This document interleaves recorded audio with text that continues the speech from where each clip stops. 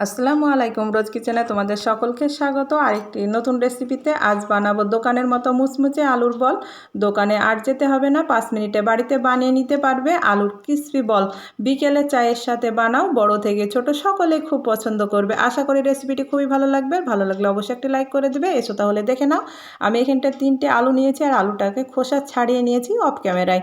আলুগুলোকে ধুয়ে নিয়েছি প্রথমে, দিয়ে আমি একটি গ্রেটার নিয়েছি। দেখো এইভাবে আলুগুলোকে গ্রেড করে নিচ্ছি। আর আলু সিদ্ধ করার ঝামেলা ছাড়াই এইভাবে একবার আলু গ্রেড করে এই বলগুলো বানিয়ে খেয়ে দেখো, চায়ের সঙ্গে খেতে দুর্দান্ত লাগবে। দেখো আমি আলুগুলোকে এক এক করে গ্রেড করে নিচ্ছি। দেখো সবগুলোই করে নিয়েছি আর কতটা সুন্দর হয়েছে দেখো। দিয়ে আমি পানি দিয়ে দিব, দিয়ে ভালো করে ধুয়ে নেব। দোকানে আর যেতে হবে না, এইভাবে বাড়িতে অল্প সময়ের মধ্যে এই বলগুলো বানিয়ে ছোট বাবু বা বাড়ির বড়োদেরকে করে দিও, দেখবে বড়রা খুবই পছন্দ করবে আর বাবুরাও খুবই পছন্দ করবে। দেখো আমি এইভাবে হাত দিয়ে কষিয়ে কষিয়ে আলুগুলোকে একটু ধুয়ে নিচ্ছি। দেখো ভালো করে ধুয়ে নিলাম, দিয়ে এইভাবে আমি একটি স্ট্রেনারে দিয়ে দিলাম। আর আলুটাকে ভালো করে চিপে নেবে প্রথমে, দিয়ে এইভাবে স্ট্রেনারে রেখে দেবে, বাড়তি পানিটাও ঝরে যাবে। দিয়ে একটি বাটিতে নিয়ে নিলাম, দিয়ে আমি লবণ দিয়ে দিলাম।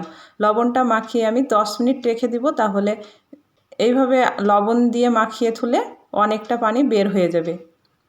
আর যদি এইভাবে লবণ দিয়ে মাখিয়ে না রাখো তাহলে বলগুলো কিন্তু ক্রিস্পি হবে না। আমি 10 মিনিট রেখে দিলাম। 10 মিনিট পর আবারও ফিরে আসলাম আর দেখো কতটা পানি বের হচ্ছে। আশা করছি তোমরা দেখে বুঝতে পারছো। পুরো রেসিপিটি দেখবে, অনেক টিপস আছে যেগুলো ফলো করলে তোমার এই বলগুলো ক্রিস্পি হবে। এইভাবে কষিয়ে কষিয়ে চিপে নিলাম। এইভাবে কষিয়ে কষিয়ে চিপে নিয়ে একটি বাটিতে নিয়ে নিলাম। অল্প একটু লবণ দিয়ে দিলাম আর হাফ চা চামচ গোলমরিচ গুঁড়ো দিয়ে দিলাম আর 2 টেবিল চামচ কর্নফ্লাওয়ার দিয়ে দিলাম। দিয়ে ভালো করে মিশিয়ে নিচ্ছি। আগে লবণটা দেওয়া আছে সেই জন্য আমি অল্প পরিমাণে লবণটা দিয়েছি। খুব বেশি লবণ দিবে না, তাহলে আবার বেশি নোনছা হয়ে যাবে। লবণটা বেশি হয়ে যাবে কিন্তু বলগুলো খেতে ভালো লাগবে না।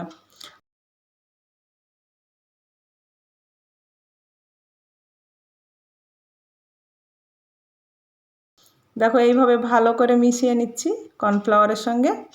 আমার আরেক টেবিল চামচ কর্নফ্লাওয়ার লাগবে মনে হচ্ছে, সেই জন্য আমি আরেক টেবিল চামচ কর্নফ্লাওয়ার দিয়ে দিলাম। মোট আমি 3 টেবিল চামচ কর্নফ্লাওয়ার দিয়ে দিলাম। তোমরা যে পরিমাণে করবে সেই পরিমাণ অনুযায়ী সব কিছু দিয়ে নিবে।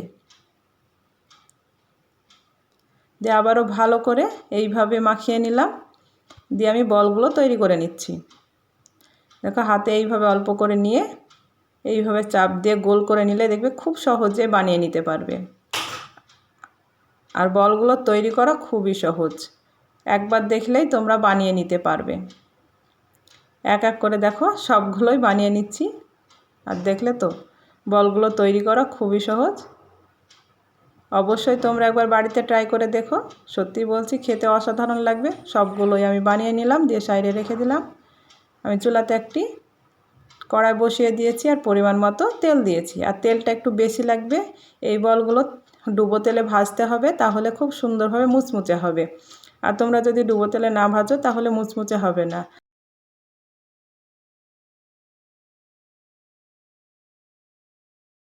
হাই আছে এই বলগুলোকে ভাজবে না, তাহলে উপরটা হয়ে যাবে লেলচে কালার কিন্তু ভিতরটা কাঁচা হয়ে থাকবে। মিডিয়াম আঁচে ভাজবে, আস্তে আস্তে ভাজবে হাতে সময় নিয়ে, তাহলে দেখবে বলগুলো খুব সুন্দরভাবে মুচমুচে হবে আর ভিতরটা নরম থাকবে, খেতেও কিন্তু দুর্দান্ত লাগবে। দেখো এইভাবে আমি হালকা হালকা করে নাড়ছি, তাহলে চারিপাশটা খুব সুন্দরভাবে ভাজা হয়ে যাবে। দেখো আপুরা আমার ভাজা হয়ে গিয়েছে আর একটা বলও ফেটে যায়নি। দেখো কতটা সুন্দর হয়েছে। আশা করছি রেসিপিটি খুবই ভালো লেগেছে। আর আমার চ্যানেলে নতুন হয়ে থাকলে চ্যানেলটিকে সাবস্ক্রাইব করে দেবে, পাশে থাকা বেল আইকনটা অন করে রাখবে। যখন এরকম নিত্য নতুন ভিডিও দেবো সবার আগে তোমাদের কাছে নোটিফিকেশনটা পৌঁছে যাবে। দেখো সবগুলোই ভাজা হয়ে গিয়েছে আর তুলে নিয়েছে আর কতটা ক্রিস্পি হয়েছে। তোমরা বাড়িতে না বানালে বুঝতেই পারবে না যে কাঁচা আলু দিয়ে এত সুন্দর ক্রিস্পি বল তৈরি করা যায়। দোকানে হাট যেতে হবে না, বাড়িতে এইভাবে তোমরা অবশ্যই বানিয়ে খেয়ে দেখো। চায়ের আড্ডাতে ছোট থেকে বড় সকলে খুবই পছন্দ করবে। আমি একটি ভেঙে দেখাচ্ছি, ভিতরটা দেখো কতটা সুন্দর হয়েছে। উপরটা হয়েছে মুচমুচে আর ভিতরটা হয়েছে নরম। খেতেও কিন্তু দুর্দান্ত হয়েছিল। আমার মেয়ে তো খুবই পছন্দ করেছে। আজ এই পর্যন্ত, আবারও কোনো নতুন রেসিপি নিয়ে আসবো। ভালো থাকবে, সুস্থ থাকবে।